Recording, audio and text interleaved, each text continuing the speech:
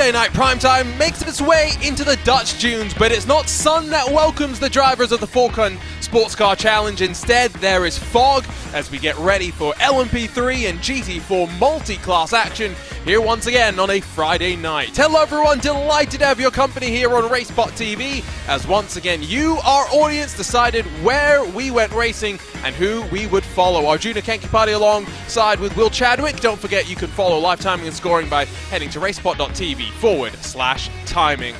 It wasn't even necessarily that close. We've already seen the LMP3 cars once this season, Will, but apparently our viewers so keen to see them once again, but this time we paired them with some GT4s to potentially add some drama.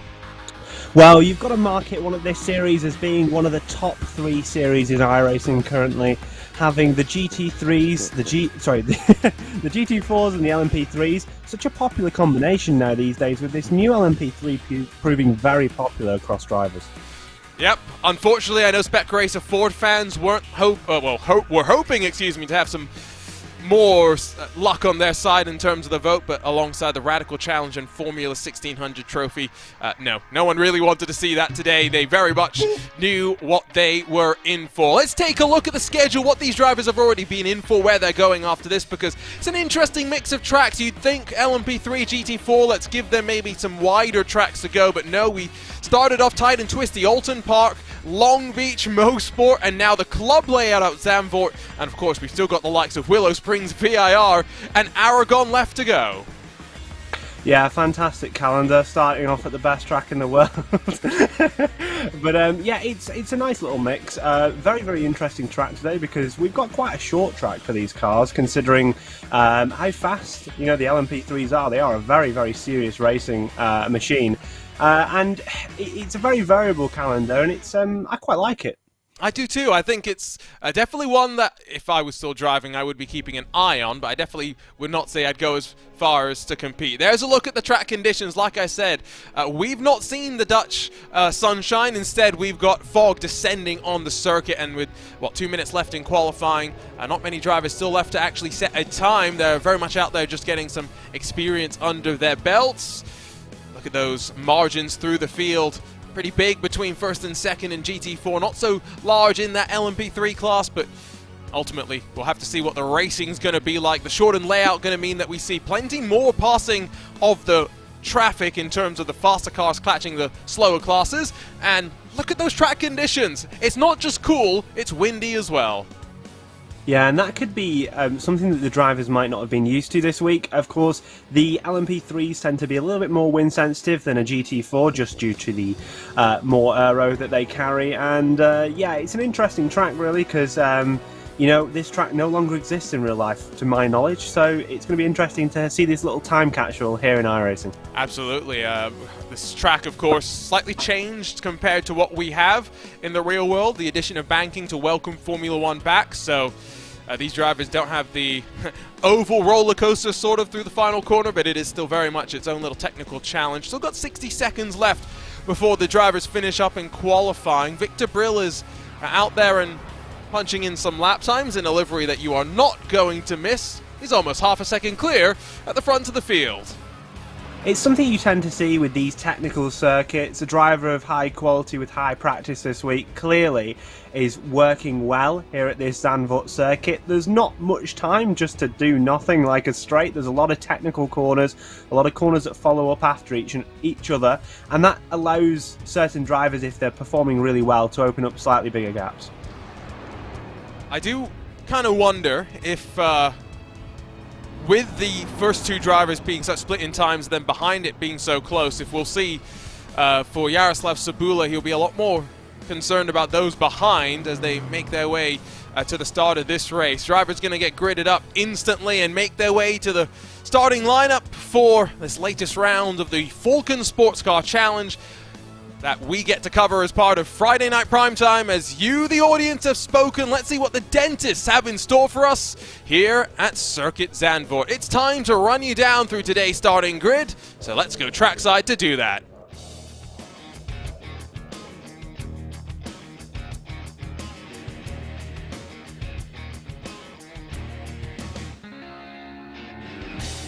Lap times under 1 minute for the LMP3s, and it's Jim Hurtoy that will lead us to the green. Then that Trek Esports machine, you'll have Remco Barlow alongside with Diego Alviles, and then Anders Sandberg on row number 2. Sebastian Schmidt inside of Scott Crouch on the third row of the starting lineup, where Eduardo Turl and then Phil Beard line up behind them. Callum Vine and Mitchell Bott on the 5th row of the grid with Edda Ryder and then Ryan Wilson 11th and 12th. Justin Van Dinsen and then Mario Benetto through the 14 LMP3 machines. Do have a full pace lap, so plenty of time to work our way through the GT4 class, where Victor Brill in that Mercedes gets ready to see the green. Jaroslav Sabula in the Aston Martin alongside someone we usually see in a touring car. Be interesting to see what he can do, while Niels Rotel and then Will Eatwell in the Mercedes and Porsche line up on row 2. Aston Martin Mercedes on the 3rd row with Christian Olsen and Cameron Hawes alongside. 7th goes to David Dorr, Xavier Bakker alongside. Petr Czekalewski, I think we got the name somewhat right, is in 9th inside of Gianluca Vignoni, and then Jacob Davis and Christopher Smith line up behind them. Jack Beaton and Alberto Garcia 13th and 14th with a Falken liveried car in the Falken Sports Car Challenge. Love to see that. Like I mentioned, full pace lap for these drivers to work their way through, so some opportunity, Will, for them to build some temperature into the tyres. Yeah, and that's something that can be quite crucial in these cars. These cars, I believe, don't run on the GT3 tyre model, especially that would be the case for the GT4 cars, which is more of a tyre model that requires a little bit less warm-up. Here today, in these cold conditions, you may actually see quite a benefit from these drivers managing to generate a little bit of temperature. However, saying that, they're all doing the best impression of Kimi down to turn 1. I mean, we've still got, more than half a lap to go. I say half a lap because it feels a little bit weird to not be making the run up through into that middle sector, where really I think one of the iconic corners here at Zandvoort is. Instead, we still have to come through turns 1 and 2, and then turn 3 as well, which is maybe not as banked it is now in the real world, but still potentially presents an opportunity to try and go to the outside and make something happen. Well, it's always the case with those kind of switchback corners. You know, the right-hander before the left is an opportunity for you to potentially overrun a little bit more speed behind the car in front of you, and then that'll give you maybe an opportunity up the inside. So plenty of areas for overtaking, plenty of carnage potentially when we hit traffic after a few laps. And I wonder how the shortcut's going to go. We've just seen the LMP3 cars go through there, and then it's a very short blast down into the braking zone into what would be the final sector here at the regular lap. 56 seconds, what we're expecting for the LMP3 car, is definitely not going to be the case when they are cycling through traffic. Important to note, GT4 cars not that far off the pace. They were only, 6-7 seconds? So the margin maybe not as big as some might expect.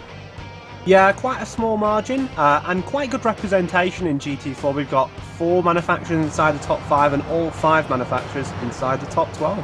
Well, here we go. Latest round of Friday Night Primetime sees us land with the Falken Sports Car Challenge on their trip to the Dutch Dunes. It's going to be the Trek Esports machine that will be ready to punch the throttle, get us underway for a 30-minute time to fair as soon as that iRacing Porsche safety car pulls off and away towards the pit lane.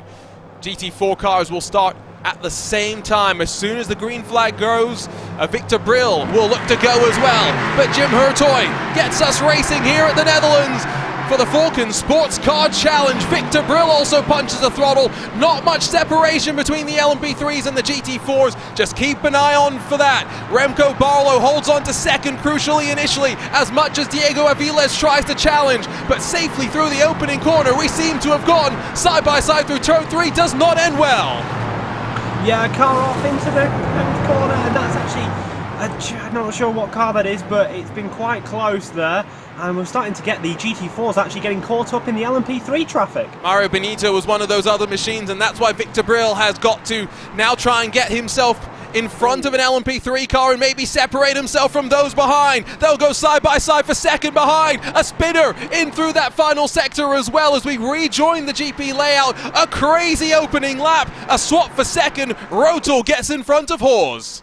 Yeah, not very happy there for Rotel, maybe, I think, from the maybe not happy with some of the driving standards. However, I did notice Brill did go early there. He definitely jumped the gun on the green flag, and that actually caused quite a few issues down to the first few corners. I think that's Yaroslav Slabula in the Aston Martin, the stealth grey Aston Martin that went off wide. Boy, GT4 are scrapping in the early stations here, especially knowing that the traffic hasn't come to separate them just yet. Yeah, it's a car that's so easy to race here on this iRacing platform. Virtually no form of dirty air, so they can follow really, really closely. And it's a class that lots of people have come to enjoy over the years, despite what was quite a troubled start in 2020, I believe. I know it is one of Will Chadwick's favourite cars to drive, and so he'll be keeping a close eye on all the battling that we're seeing here. Alberto Garcia's gone off the track at one point. Chekalevsky's done the same as well. But outside, I think, of the opening lap for the LMP3 class, it's been relatively safe. Cameron Hawes now runs in second as they all try and close back up to Victor Brill. Let's take a look at what happened then on this, well, turn 3, lap 1, as Remco Barlow goes wide and then just about avoids running into anyone else. But I think it was Benito behind that caused a little bit more drama. Yeah, and to be honest, props to the drivers really, because it's very easy to go off at turn number 2 there and just barrel roll into someone at turn 3. So I'm quite surprised to not see any contact, and it is a good job from the drivers to slow the cars down. As we watch them come through, that just a little bit of checking up, and then here comes the GT4s, and that's where your chaos started a little bit. And Victor Brill disappeared for a second as well, so I'm not sure how that was felt by the rest of the drivers in that situation. Now Will Eatwell's gone wide, and another one of our stealth grey, this time Porsches in the GT4 class, but plenty of struggles as Victor Brill still not totally out of drafting range. It's allowed Cameron Hawes to climb up 4 spots. I don't even really know where to look. Barlow goes up the inside into 6th spot. We're not even into the traffic yet. I know it. It's been really, really good racing so far.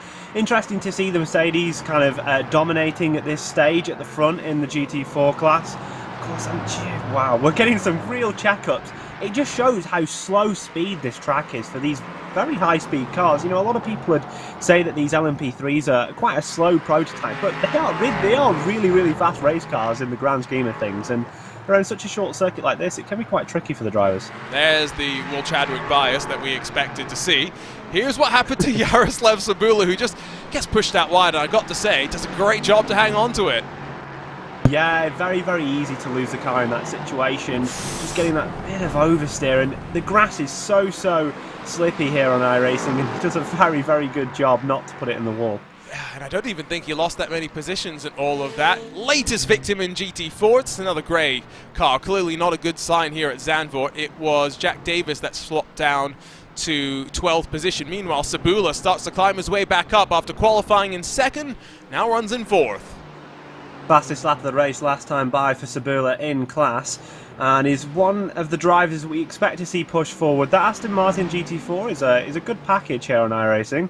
And potentially with a bit of time, it will be able to start to close in on the leaders. Yeah, we've shown you plenty of GT4 drama. Here's LMP3 drama as spin in front. I don't think that Phil Beard could really do much about Edo Ryder's issue, and so they both have, I think, had to make trips down towards the pit lane. It means that I think this first cycle through traffic might not be too frenetic as Hurtoy just continues to build the buffer at the front, 1 second clear of Viles.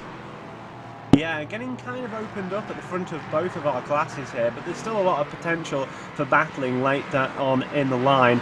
I think it's going to be interesting to see how these drivers develop their races. Of course, this is one of the longer races we've been to this season so far, so it'll be interesting to see kind of how the drivers deal with their tyres and everything over the race distance. Just look from up above, you can see relatively little, and I think that's something that tripped up the drivers, a few of them in the practice in the qualifying session. Maybe they've got a little bit better grasp of the conditions now. Our race leader's about to head himself off into the first cycle through of traffic with a 1.3 second buffer. 5 minutes into the race. Let's see what's about to play out.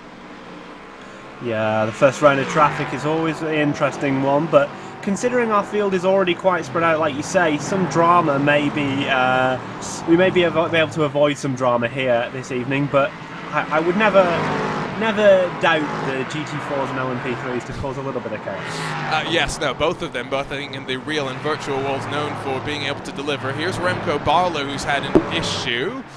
And he just gets a little bit too wide off into the grass. And does he keep the LMP3 out the wall? Might have lost a dive plane, but that's about it. Yeah, a lot of time loss, unfortunately. That's like a, 10, 15 second time loss, but relatively it looks like the car will be pretty okay. So not a lot of pace, chance for, not a loss of pace, chance for him to make some time up later on in this race, but a large time loss to have so early on. Yeah, meanwhile, Victor Brill now leads by 2.3 seconds. He's still got Cameron Hawes in second, increasingly under pressure from Niels Rotel. It's Mercedes 1, 2, 3. Aston Martin 4, 5, and 6, BMW 7th, McLaren 8th, you got a Porsche in 10th, got all the manufacturers everywhere. You've got Niels Rotel trying to get up the inside of Cameron Hawes, but this is where, as we shortcut over to the right, inside becomes the outside, outside switches back to the inside, and Hawes holds on. Hawes, one of our biggest place gainers at the start of this race, up 4, had a fantastic start and still seems to have the pace here. It doesn't seem like he's out of position, a very good start, but he's able to hold his own against Rotel. Here on board with Jaroslav Slobula, got the Jaws music out because he's closed within 6/10 of the two Mercedes as they power through the final corner. Don't know if these cars use identical engines, but I wouldn't be shocked if they are almost part for part identical. Here's a look to the inside once again, but Hawes slams the door shut. Yeah, to the outside goes Rotel. It's going to be quite hard to make the move around the outside and isn't able to do so. Some fantastic racing here with plenty of respect shown between both drivers. Going to look towards the inside into turn 2. That's a rather dangerous one. And Hawes goes a little bit wide, but again forced to the outside. Defensive driving here from Hawes is very good, but will it even last the next few laps? You're really, I think, also seeing that the camber through the corners can help you a lot. Got your LMP3 leaders closing. Hurtoy and Aviles have closed to within 9/10 of a second as the Trek Esports car is going to get checked up slightly through the penultimate corner, heading off into the fast right-hand sweep. As you can see that Rotel's still looking for a way on through, but it's going to be into turn 1 that maybe he can use the LMP3 car diving to the inside and compromising their line to try and make it happen. Yeah, that's going to potentially help him off the corner here. Looks to not be able to get the inside to defend. It's going to be interesting down into turn 1 to see what happens. Will he go late on the brakes? Looks to be a bit of a dive from Rotel, but clears it by the apex, and a nice manoeuvre. Nicely done there, and finally the swap around happens, but it's cost them over the last 2-3 laps about 3 more seconds. Now 4.5 off the back of your race leader as Victor Brill has cleared himself away.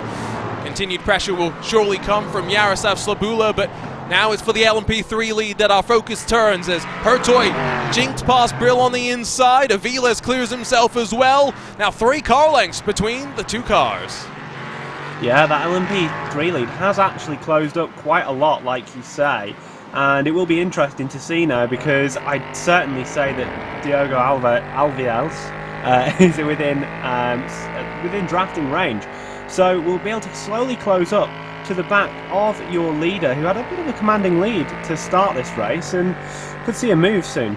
It's been relatively stagnant at the front since things got underway, but it's been a couple of moments of drama elsewhere. There's Benito, who was not crashed at the opening lap like I initially called out, but now finds himself in strife. But I think other LMP3 cars have lived up to their billing as dentists here today. We're going to check out what happened to Javier Baca, who just minds his own business and then gets dentist out of nowhere.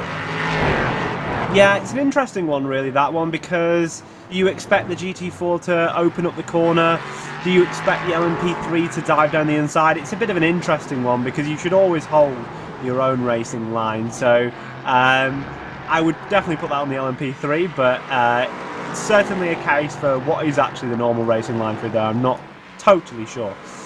Yes, because I think that's one of those corners, much like Sunset Bend, where everyone's got their own line through it at the end of the day.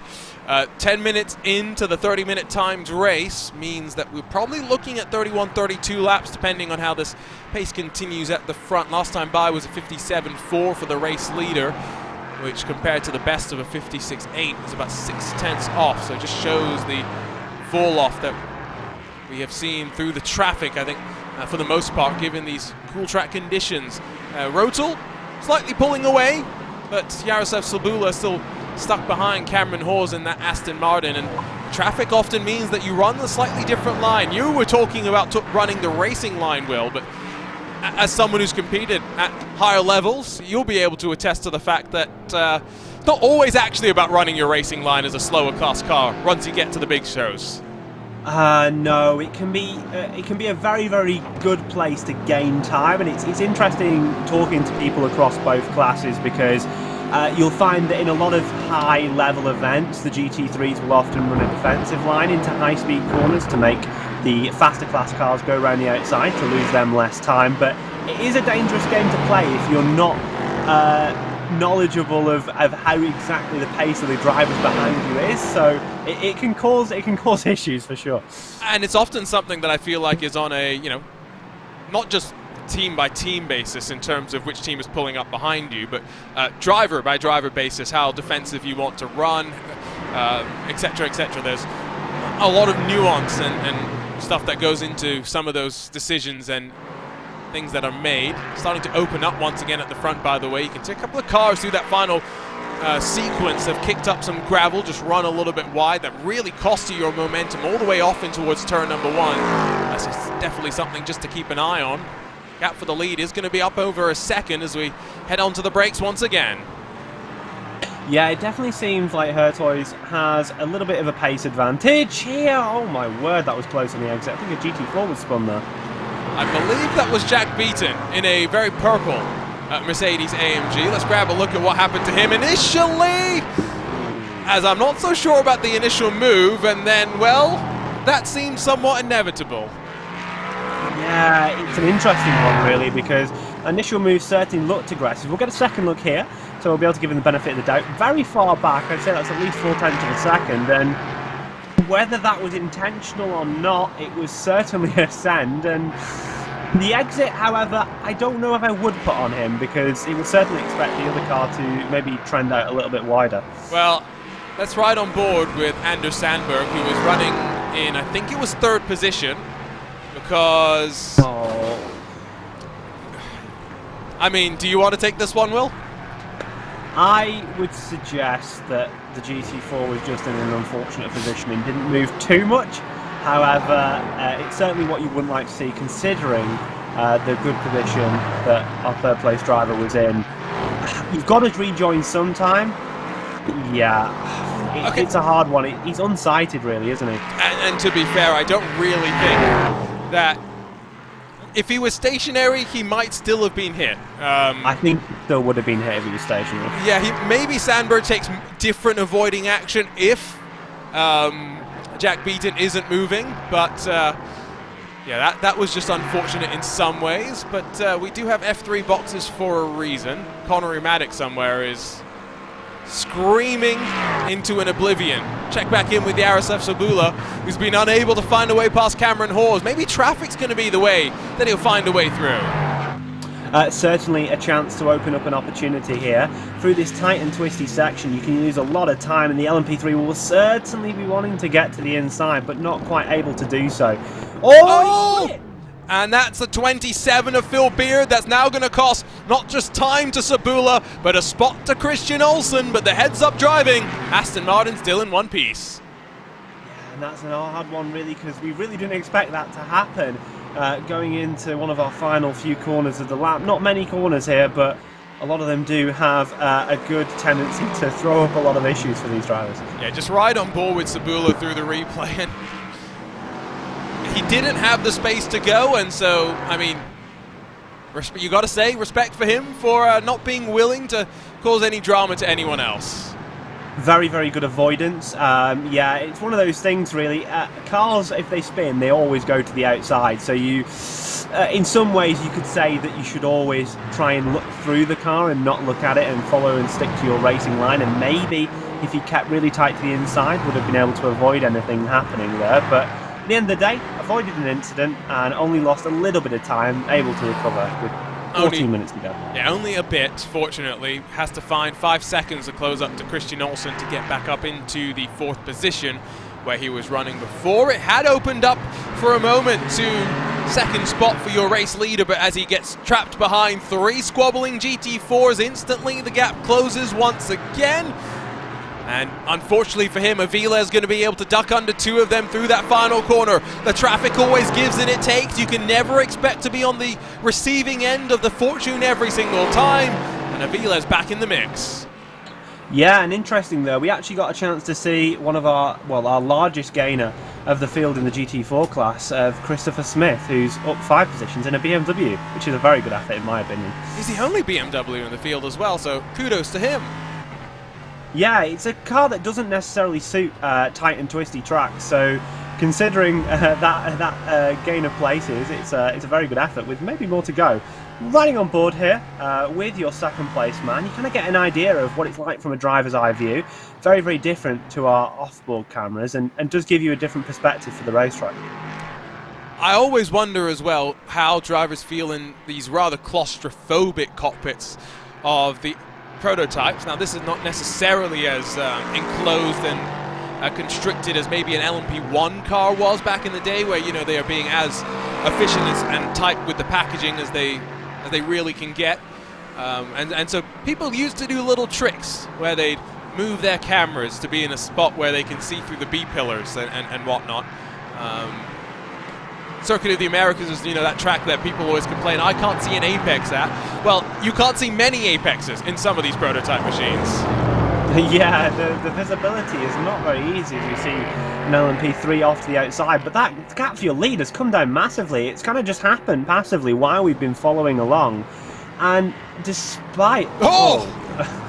that is a rather large incident in the background there for one of our LMP3 cars, I believe. And we might get... I think it was Phil Beard who was the reason why the gap was actually closing, by the way. I was a little bit intrigued as to how initially tentative he was trying to get past some of that traffic. And so if we spool up a look at the very multicolored machine that Yaroslav Sabula got stuck behind, too much speed into the corner. Oh, and it was just the rear deck that went missing. Yeah, you say just the rear deck, but... It looked a lot more dramatic. It looked like the car went up and over. Yeah, potentially, yeah, but you know, it's also quite a large piece of bodywork here for one of these cars, and I think probably some left rear suspension damage as well. That's fine, it will buff out, and you can just drop the replacement part straight in. That's how race cars work, don't they? 4/10 at the front, halfway through, coming into what, the final 10, 11 minutes of the race, maybe 12 laps to go. Avila's the closest he's been, but is he close enough to make a move happen?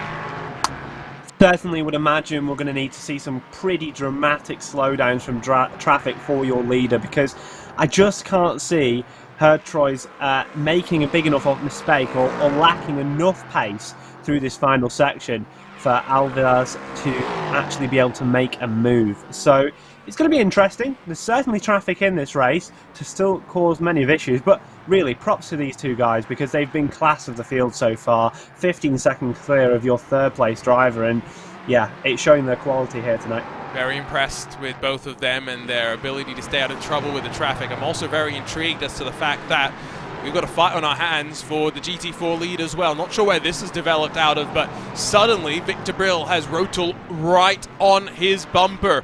And that's not a Aston Martin to get into the lead fight. That is a lapped car that they have just gotten through. You wonder, again, if traffic's going to be something that compromises one of these cars, much like we've seen already, the Yaroslav Sabula. Yeah, it's often a thing that can give you that one chance to make a move.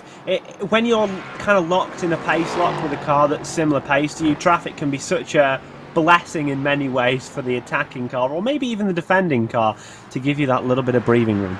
These drivers as well will know that the number of laps that they have to battle is dependent on whether the leaders come by to lap them again, and if so, how many more times they can do that in the next 10 minutes. Remember, we're talking about lap time deltas of only about 7 seconds, so with 10 minutes to go, maybe GT4 leaders will get passed by once more by the LMP3 leaders, who are now getting stuck behind not just the GT4 car, but potentially another LMP3 car as well. Hertoy a little bit out wide as he tries to cut back off the corner. Aviles was within half a car length as we head into the final sector. Yeah, oh my word, the car ahead has a very, very large moment and it's going to send him wide. This is going to be an opportunity here for our second place driver. There's going to be a battle for the lead. Blocking all the way to the wall is that Tricky Sports Car, but popping to the outside is Aviles. He'll pinch Hertoy down to the inside as well, but a cambered in corner allows the outside to carry the momentum, and Diego Aviles will rip the race lead away for a moment from Jim Hertoy. Turn 2, not necessarily a side-by-side fighting opportunity. The Trek Esports car cuts back into line. We talked about traffic, how it could be the difference maker. Finally, the lead has changed hands. We talk about traffic, we did not expect it to be their own class causing the issues. A slow exit, one of very, very dramatic circumstances, and now it's really going to be on Hertoy to show his pace. We know he definitely has a little bit of a pace advantage here, but can he make it stick to perpetuate this battle in the final stages?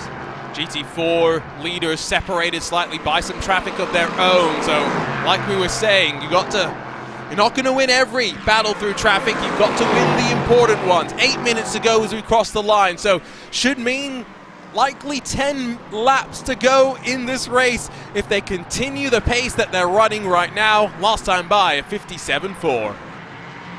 Yeah, it's going to be interesting. I think Alvarez really showed why, even if you've not got the pace, you've got to be there. You've always got to be there, and he took his opportunity fantastically, especially under braking down into turn 1. And this could really, really benefit him here in this race, and it could get him the race win against the number 1. I'm not sure if that was an actual half look to the inside from behind, but it definitely costs the number 1 car a couple of tenths of a second. Instantly finds it back though in the very same lap, and will cross the line this time with under 7 minutes to go. In terms of traffic in front of them, they've actually got a pocket of clean air with which to work with. They will cycle on through the 22 machine of Gianluca Vignoni, and then next up, it'll be a while before they catch Will Eatwell, who is a further 11 seconds up the road. At least one clean lap without any sort of traffic. Yeah, 1 or 2 you'd have to say with the pace difference around here. It's evident that Hertoy has a little bit of a pace advantage, but it's going to be hard for him now. Very, very tight technical track. We've seen all race long how these drivers have been determined to make passes happen, but it's going to be interesting to see how these final few stages kind of play out. That GT4 lead battle is opening up a bit, but at least we've got a battle on our hands for LMP3. Yeah, I think Rotul, now almost 2 seconds off, has lost himself a little bit too much time. Doesn't mean there aren't other fights. Here's Remco Barlow trying to hunt down an interesting looking LMP3 car. I didn't realize that a Porsche 963 could be squashed down that much, but Callum Vine has been able to do so. Barlow, another one, having a half-hearted look up the inside. The three-way fight that we were watching earlier, where Christopher Smith has become the biggest mover in the GT4s, they continue to go as well. Eatwell at the back of the train, Smith up the front now with the David Dorr D-stationed Aston Martin liveried car directly in the middle. Our race leaders, though, no change for them, but they're heading towards that 3-car train. This is where we could see a bit of drama. You'd certainly imagine them to be fairly aggressive here. I would be definitely looking behind as a GT4 thinking, I just stick to my line, don't cause any issues. We're going to see them through a really fast part of the section, and that's an aggressive move to the inside there by Alvarez.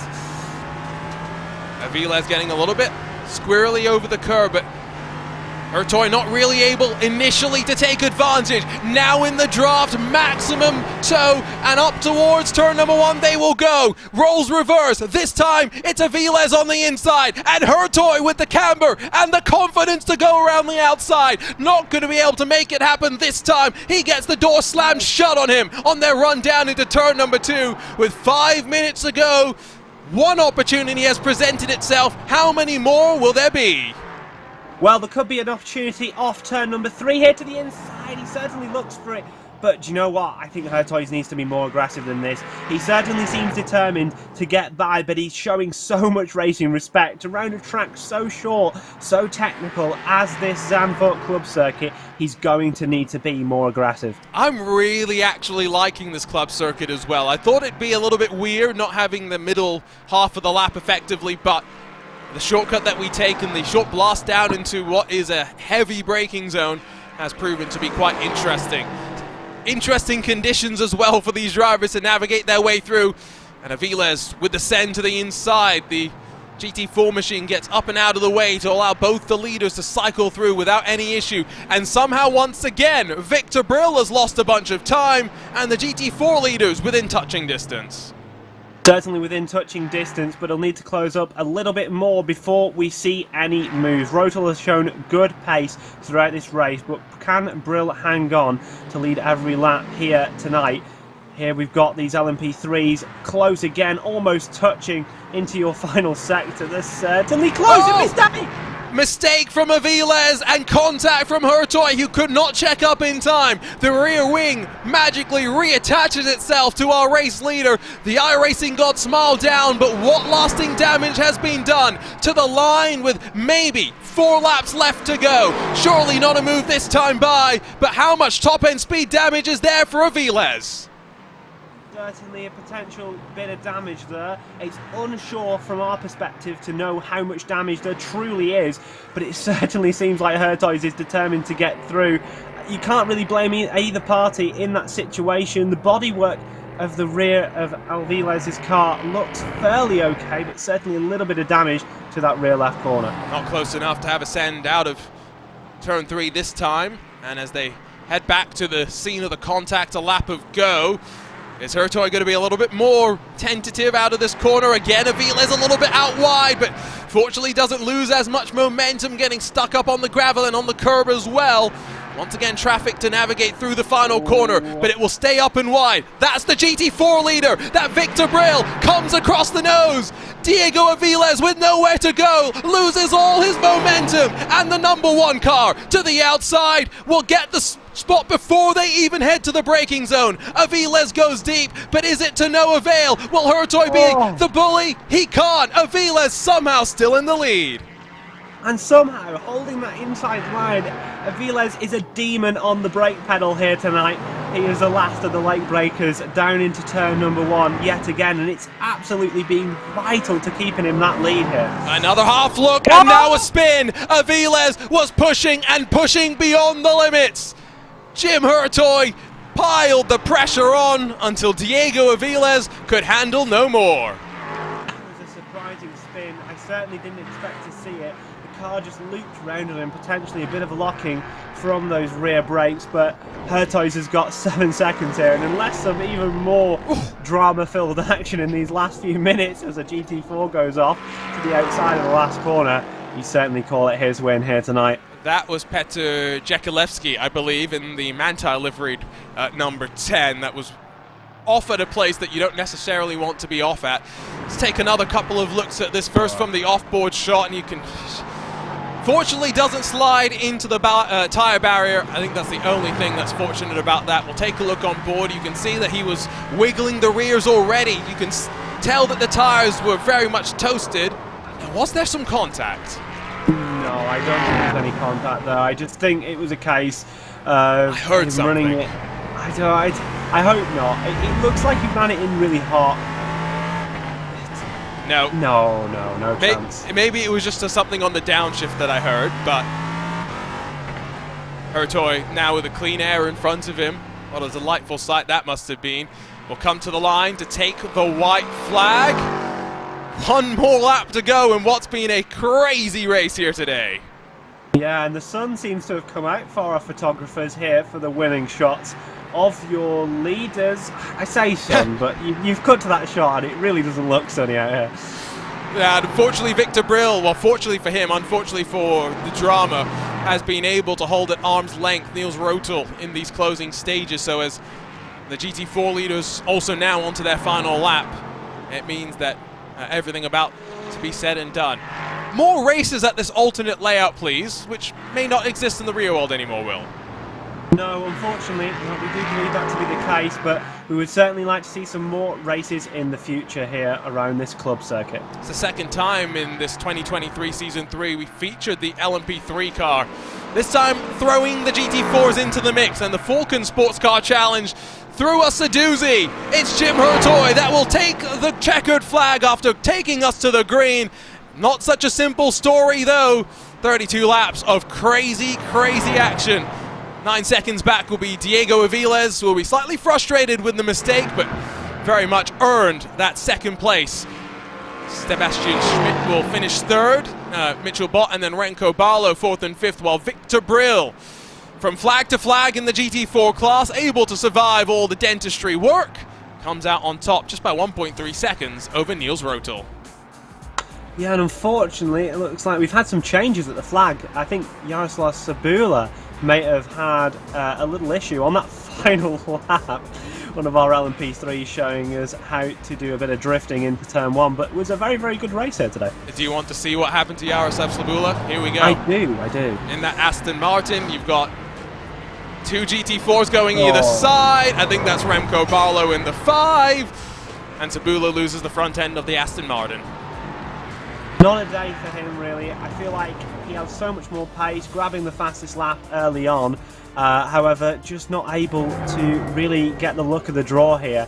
And actually, something I've just noticed is Brill went and did a Max Verstappen and got that fastest lap on the last lap of the race. So maybe he was just toying with us the entire time. Potentially, yeah. Is what it sounds like. The drivers make their way down in towards the pit lane to close things out. We'll take a look at the race results and hope that maybe they'll come and have a quick chat with us. Almost 10 seconds the advantage at the very end, but what a fight that we saw between Hurtoy and Diego Aviles all the way to the end. Sebastian Schmidt third, then very much in no man's land in front of the two Benelux drivers, Mitchell Bott and Remco Barlow. Callum Vine, I'm not sure about how he managed to squash a Porsche 963 into a Ligier shape, but he did it. He comes across the line 6th, Ryan Wilson 7th, with Justin Van Denzen in 8th.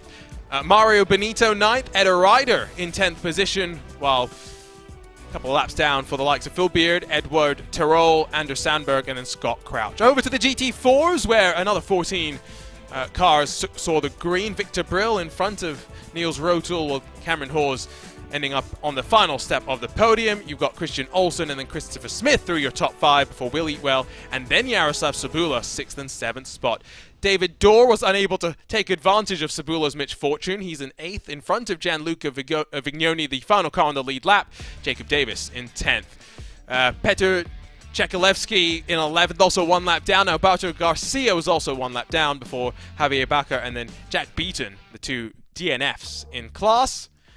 As Will mentioned, fastest lap in the class went to Victor Brill. In both classes, our race winners walk away with the fastest laps. I can get my words out there eventually. It's been one of those races. It started at the very start when we went 3 wide, in the GT4 class in towards turn number 1.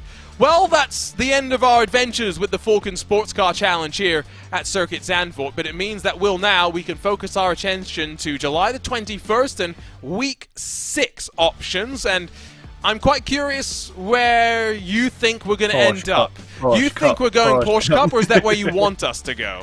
That's where I want us to go, being a Porsche Cup merchant here on the iRacing service. But I think a lot of those options are very, very good to have. I don't see us going to ESS, the European Sprint Series, but it's a potentiality at Indianapolis. I know you probably put that one in because that's your favourite track in the world. So it'll be interesting to see what the viewers vote. I think when I checked the poll just before the start of the stream, actually Production Car Challenge was winning at Monza Junior, which I've done a data pack for. That is a very short track. Well, I actually picked ESS because it's the final season where we'll get to see the GTE cars mixed in with other things. So I'm going to suggest that we will get in an ESS round before the end of the season. Yeah, Porsche Cup, who cares? I think Production Car Challenge Monza Junior. Let's be honest, I put that one on there because I know it's going to win. Yeah, it might do. I think that could be the case with how short it is. It's just a small. It's basically an oval, really. It's basically an oval, a small little technical start, the start of the lap, and then it's just the parabolica to go at the end. The one question I wanted to ask you, Arjuna, at the end of this race was, who was your driver of the day from that race? That's a good question. Because you have to balance the drivers that were able to, work their way forward, like Christopher Smith, versus someone like Jim Hurtoy, who, was calm, cool, and collected, and ended up coming out on top. Been very political there. You haven't actually given us an answer, but I go for Christopher Smith. I'm pretty impressed with how he did in that BMW. Okay, he wasn't the showstopper out there, but I thought from his qualifying position up 7 places, got a top 5 in a car that really isn't favoured around such a tight technical track. Got to give an award out there to Christopher Smith. Come on, give us an answer, Arjuna. Come on. I mean, you've taken one of my answers, so I'll go with our race winner. Fair enough. You see, I cover my bases, and I also come out with always somewhat accurate predictions, which I bring up because we're only a week away from the iRacing Spa 24, which means we're only a couple of days away from our RaceSpot Predictor going live as well. Keep an eye out on social media, racespot.wtf/Discord to join us, not just for RaceSpot Predictor, but of course for primetime voting next week. Who knows where we'll land up? Will it be in the Styrian Mountains over at Monza, with Will's favourite Porsche Cup at Donington, or my favourite Indianapolis with GTEs, LMP2s and GTPs? No matter what, it'll be fun. It will be your choice, and we'll have a ball here on Friday Night Primetime. On behalf of the team behind the scenes, for Will Chadwick alongside myself, Arjuna Kanki-Party, thank you so much for joining us. We'll see you in a week's time, wherever you decide. For now, so long, goodbye, and enjoy the rest of your racing weekend.